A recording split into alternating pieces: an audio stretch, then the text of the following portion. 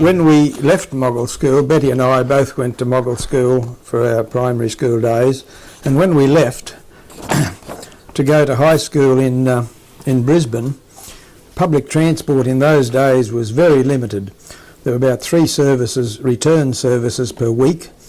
There was a shopper's bus on Tuesday and Thursdays, which left Moggill about 9 a.m. and left the city about 3 p.m. And then Saturday evening there was one that left Moggill somewhere about 5 or 5:30 p.m. and left the city again at 11 p.m.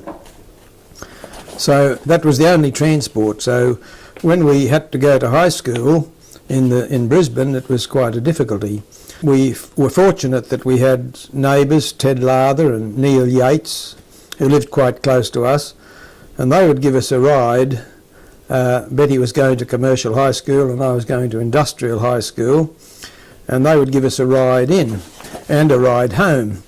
And they used to park their cars down in Alice Street near the Botanical Gardens, and they left them unlocked all day, which you couldn't do today. So that after school Betty and I could go back to the car and sit in the car and do our homework. Then, of course, after high school, we both got work in Brisbane, and Betty's first job was with the Education Department, and she continued to travel mostly with Ted Lather and Neil Yates, occasionally with Les Dallinger on Thursday mornings. After I left high school, I was persuaded by Ted Lather, who was a neighbour, and he was an engineer in the PMG in those days, which later became Telecom and then Telstra, and he later became Director of Post and Telegraphs for Queensland.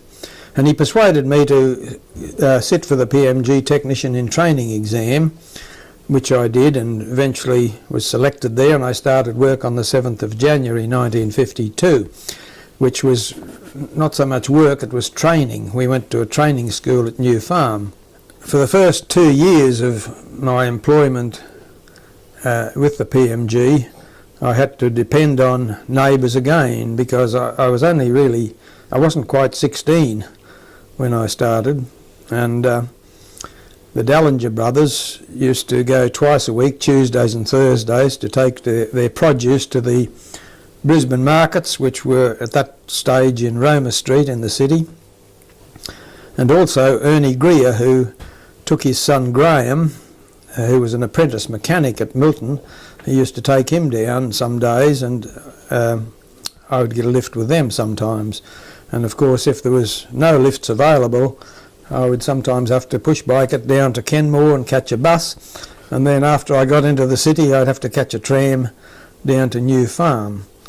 After I was 17, I bought a second-hand motorbike, and that solved my transport problems, which I used until after we were married, and I got rid of the motorbike then.